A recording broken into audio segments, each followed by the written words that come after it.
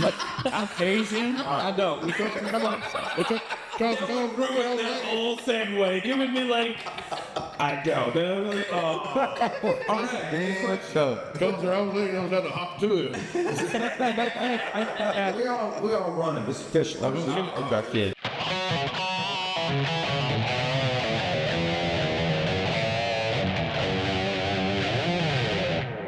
All right. Well, we. But I'll lead you on to. We're gonna get one more video out. All right. Cause I'm saying I walk. Well, I hope it's hot water. Yeah, me too. So one thing is, I always find it interesting is for me, I mean, you got a little vision that I can single income technology, watch days, how long.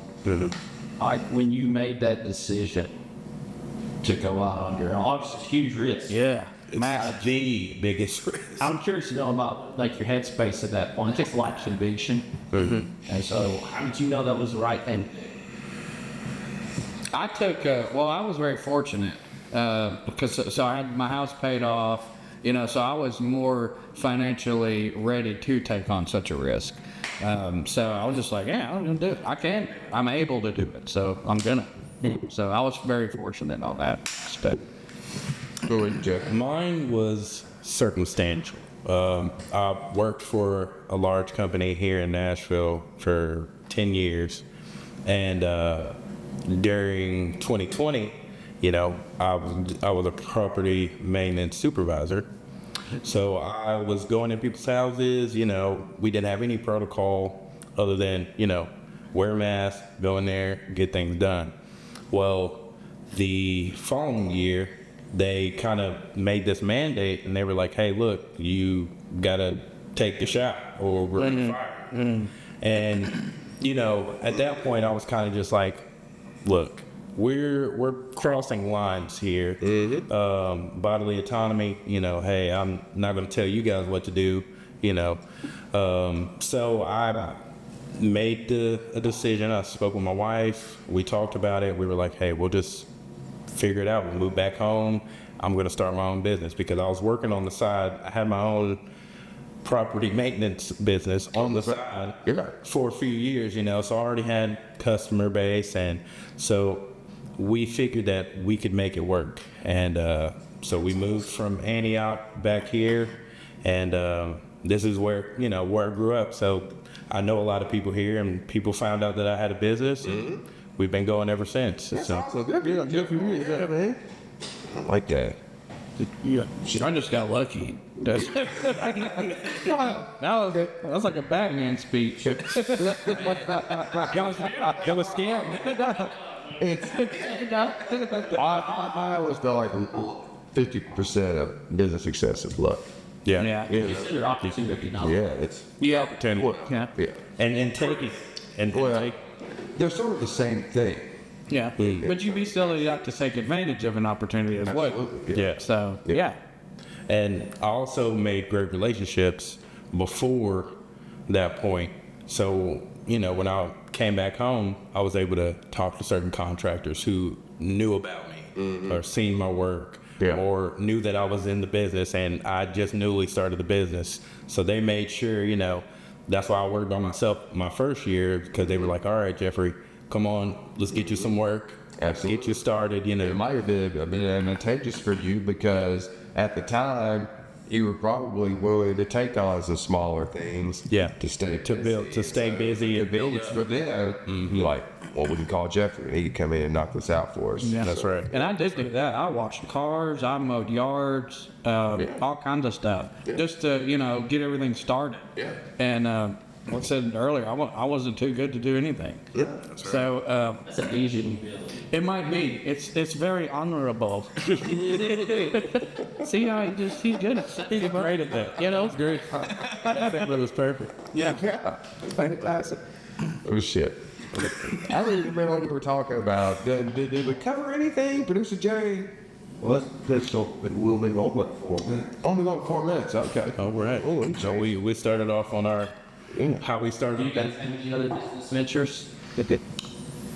I want to eventually grow. hobbies or interests they consume you? Man, I've done everything. I've done blacksmithing, bladesmithing. I've done. Oh, cool. I've got a '68 Charger. I've done all kinds of stuff. And I'll get so far, and then I'll not necessarily get bored of it, but I'll learn everything about what it is that I'm working on, and then it's like it just runs out of steam. So 446 pick?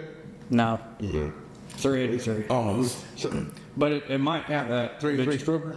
Yeah, it might have the 440 eventually. Yeah. So it'd be an RT tribute. So, but Well, what do you guys do for fun when you do get a break? I know you're busy all the time, but I work. how do you? That's what you use, work for fun? But see, like I love doing it. It's kind of like a hobby. Yeah. And so, like when I say I do it, like mostly 7 days a week. Yeah. I mostly do it 7 days a week. Well, let's just say there's a day you can't work for some reason. What are you gonna do that day? I'm a mow the yard. I'm bored, man. My friend, I think you have a problem. What are you gonna do? Well, I have 4 children. So Okay, so yeah, So- you got like all of it. Mama's like, oh, you're home? Yeah, Your black's full. yeah, you're home. So Yeah. that's what I do. And I had a hobby of getting older law books. I had this big thing of studying the Constitution.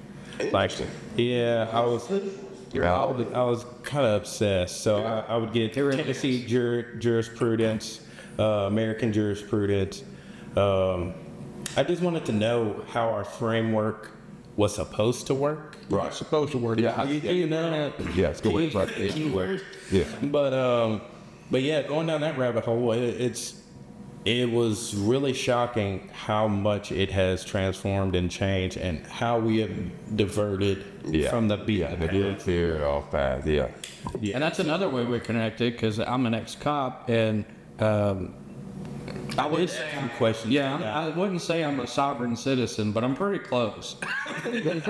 So, like, you know, don't infringe upon my rights. Yeah. And that's constitutional. That's right. by our founding fathers. So, yeah, well, this is another area we connect. So why'd you leave law enforcement? I just got tired of politics, and I mean, it's not what it was when I first started. Really? Yeah, it was, you know, when I first started, it was here's a badge and a gun, go do your job, you know, and then it turns into, you know, then we got social media, we got cell phones while I was in law enforcement. That changed police work. Everything. Yeah, because then you have reckless driver calls, and it became so complicated that there's no way to fully know every aspect about law enforcement. It's impossible, because you continually get new laws and new everything's changing. You know, your governor changes, every legislators change, everything changes, and you just gotta go with the flow. Yeah. And so you can never really be an expert on it. Yeah.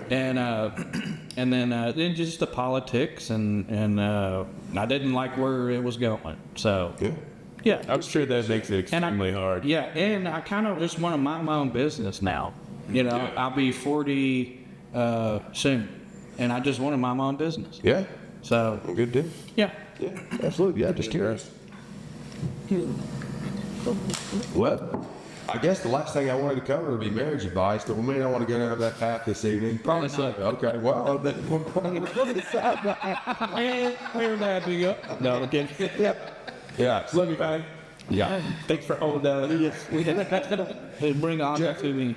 I sincerely appreciate you joining us this evening. It's been a pleasure having you, man. It's been awesome to meet you. You as Josh, well. thank you so much for your time. It's been a pleasure to meet you. I start hitting you guys, yeah. Just Petro, as always. Appreciate it. You too. I see you all the time. It's always a pleasure. Hey, you guys in Middle Tennessee and need some maintenance or home renovation services, reach out to these guys. We got Jeffrey at NK2 Solutions, Home Solutions, that is. Josh Young at Young's Construction. We will include their contact information, or how you can reach out to them, in the description of this video. If you don't mind, please subscribe to the channel, like the video. If you're a GC or a construction, or really any business that involves creating bids and costing against them, check us out at ProfitDig.com. We'll see you next time. See you guys.